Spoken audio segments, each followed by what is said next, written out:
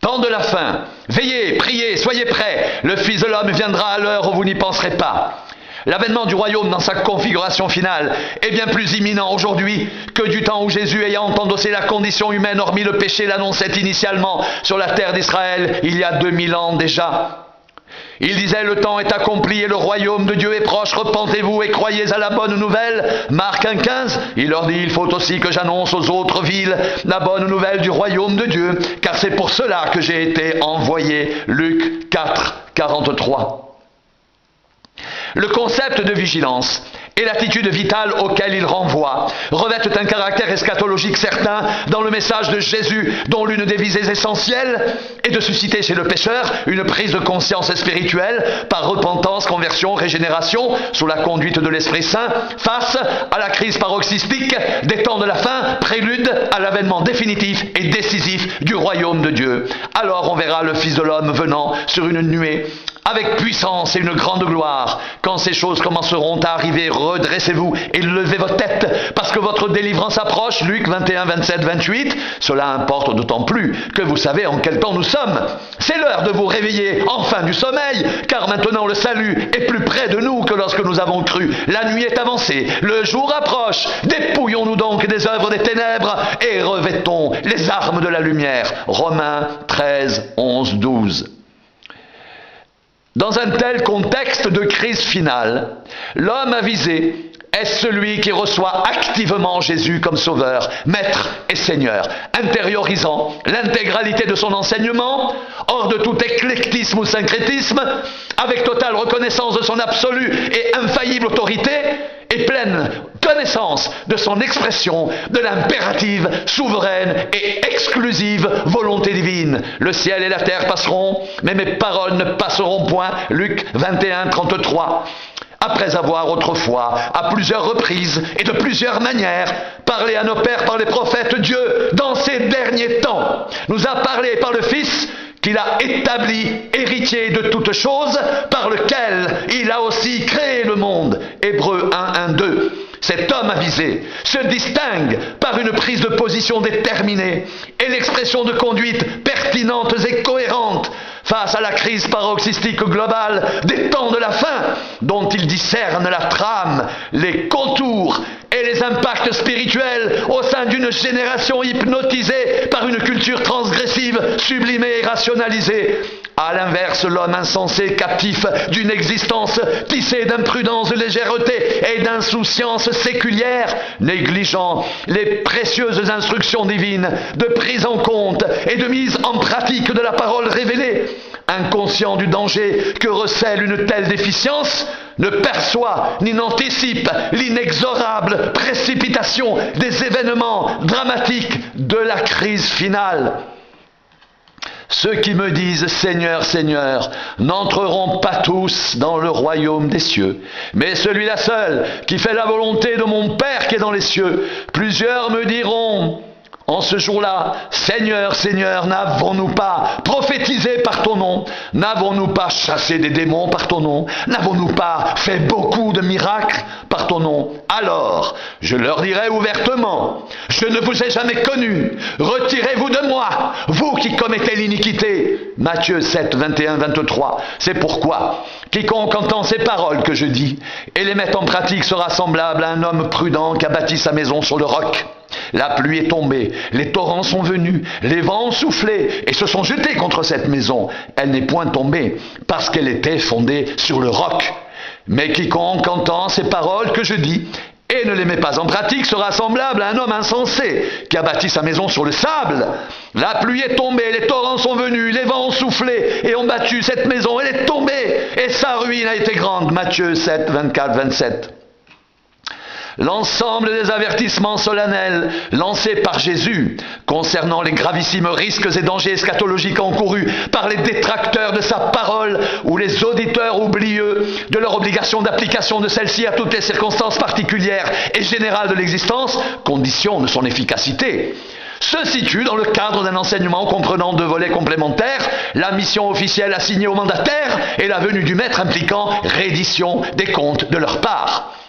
Veillez donc, puisque vous ne savez pas quel jour votre Seigneur viendra. Sachez-le bien, si le maître de la maison savait à quelle veille de la nuit le voleur doit venir, il veillerait et ne laisserait pas percer sa maison. C'est pourquoi vous aussi tenez-vous prêts, car le Fils de l'homme viendra à l'heure où vous n'y penserez pas. Matthieu 24, 42, 44.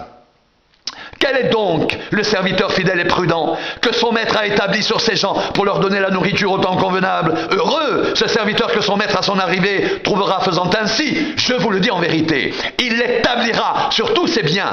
Matthieu 24, 45, 47. Veillez donc et priez en tout temps, afin que vous ayez la force d'échapper à toutes ces choses qui arriveront et de paraître debout devant le Fils de l'homme. Luc 21, 36. Il ressort parfaitement bien de ces enseignements divins que la conclusion finale de l'histoire de l'humanité s'opère dans un contexte où se déclinent et se conjuguent trois composants synergétiques déterminants dans l'histoire du salut, que sont l'urgence de la situation eschatologique, l'état de vigilance extrême des co-ouvriers de Dieu, l'imminence du retour en gloire du Fils de l'homme. Et si le serviteur n'a connaissance ni du jour, ni de l'heure du retour de son Seigneur, il n'en est que plus apte, dans une si exaltante configuration d'attente, à tendre de tout son être vers cet événement sublime, par un engagement intégral, irréversible, sans restriction ni réserve, au regard du Maître seul, celui qui ajoute foi à ses messages d'alerte, ses appels incessants à une vigilance absolue, et à une diligente préparation à la divine rencontre, discernant les signes des temps, dans la trame de l'histoire, fait preuve manifeste d'intelligence salutaire au milieu d'une génération de dilettantes et velléitaires somnolents. Réveille-toi, toi qui dors. Relève-toi d'entre les morts et Christ t'éclairera. Prenez donc garde de vous conduire avec circonspection, non comme des insensés, mais comme des sages. Rachetez le temps, car les jours sont mauvais. C'est pourquoi ne soyez pas inconsidérés, mais comprenez quelle est la volonté du Seigneur. Éphésiens 5, 14, 17. Ainsi, mes bien-aimés, comme vous avez toujours obéi, travaillez à votre salut avec crainte et tremblement, non seulement comme en ma présence, mais bien plus encore maintenant que je suis absent. Philippiens 2, 12.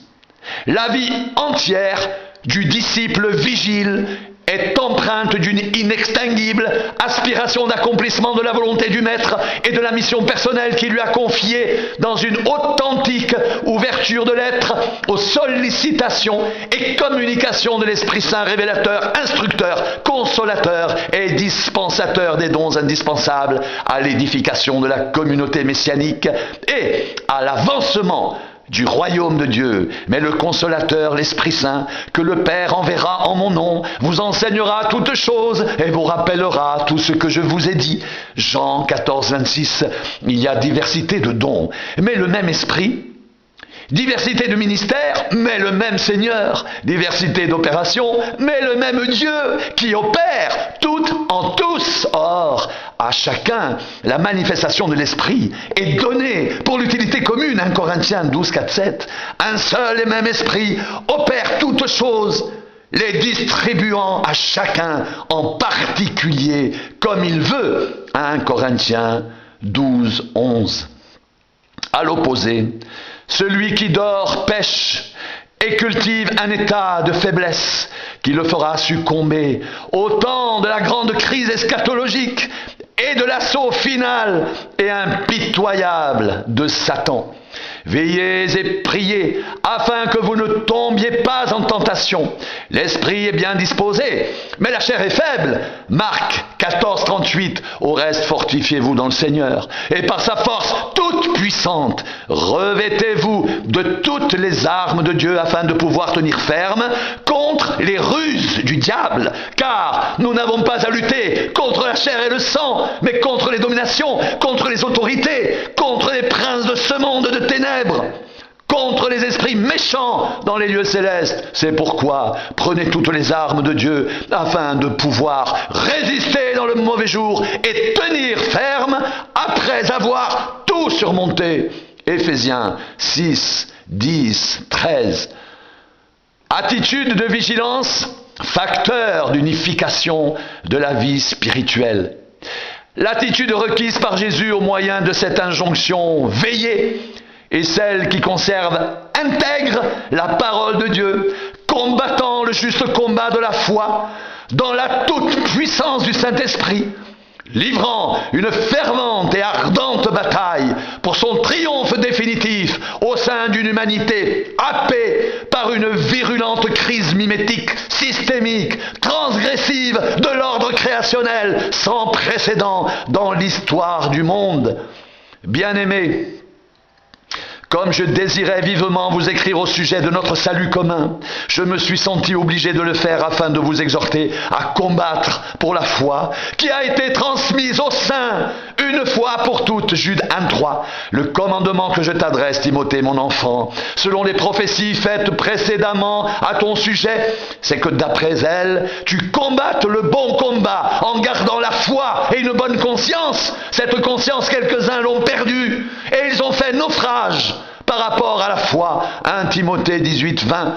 Une existence vécue en communauté de vie avec Dieu, dans une optique résolument eschatologique en considération des événements de la fin, développe une unité indivisible de contenu, de sens et de but dans la vie du disciple qui s'y engage, résolvant la question de dissociation et de dissipation de ses énergies et activités, récapitulant, synthétisant celle-ci sous une seule et unique motivation de cœur et d'esprit, centrée sur le retour du Maître et l'avènement du royaume de Dieu. Nul ne peut servir de maître, car ou il haïra l'un et aimera l'autre, ou il s'attachera à l'un et méprisera l'autre. Vous ne pouvez servir Dieu et Mammon. Matthieu 6, 24. Puisque donc toutes ces choses doivent se dissoudre, quelles ne doivent pas être la sainteté de votre conduite et votre piété, tandis que vous attendez et hâtez l'avènement du jour de Dieu, à cause duquel les cieux enflammés se dissoudront et les éléments embrasés se fondront. 2 Pierre 3, 11, 12. En effet, contrairement aux détenteurs de justice personnelle, auto-construit et satisfait des richesses de ce siècle, avoir, pouvoir, savoir et être pécheur. Tissu de la matrice monde, le disciple est pour sa part exclusivement focalisé, centré sur le Dieu d'amour infini auquel il s'abandonne dans une dépendance totale, espérant et recevant tout de lui par le seul effet des abondantes et inépuisables ressources du siècle à venir, procédant du seul don de sa grâce. Cherchez premièrement le royaume et la justice de Dieu, et toutes ces choses vous seront données par-dessus. Matthieu 6, 33. Si donc vous êtes ressuscité avec Christ, cherchez les choses d'en haut, où Christ est assis à la droite de Dieu. Affectionnez-vous aux choses d'en haut et non à celles qui sont sur la terre, car vous êtes morts et votre vie est cachée avec Christ en Dieu. Quand Christ, votre vie, paraîtra, alors vous paraîtrez aussi avec lui dans la gloire. Colossiens 3, 1, 4. Tout est à vous, et vous êtes à Christ, et Christ est à Dieu. 1 Corinthiens 3, 23.